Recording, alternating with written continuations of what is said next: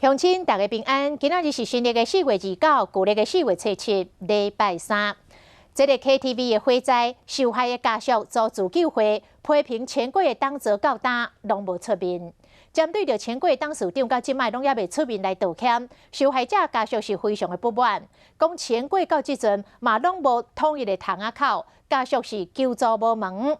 即摆受害者甲罹难者的家属要团结起来，成立自救会，要请律师帮大家讨公道。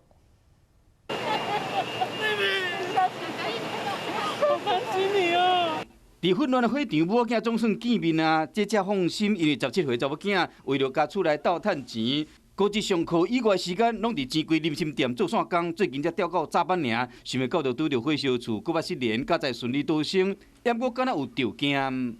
到现在，妹妹还没有办法很清楚的把当天整个过程都叙述完，因为哥哥问妹妹，问没有2句，妹妹又昏睡了。代替小妹徛出来，希望透过议员的斗相共，呼吁大家拢徛出来。事发当天到住院过了2天，其实我妹妹他们都不晓得要联络哪一个窗口，这样我觉得这个部分是比较糟糕的。虽然前几个站有开记者会，鞠躬会室的，不过董事长连大生到今已经第4天啊，也未出面，家属真不满。身为一个业者，身为一个负责人，这是我觉得道歉是必要的。好乐迪、钱柜、新据点都有那么多缺失，那我想请问一下台北市政府、消防局、建管处，你们每一年都在做什么？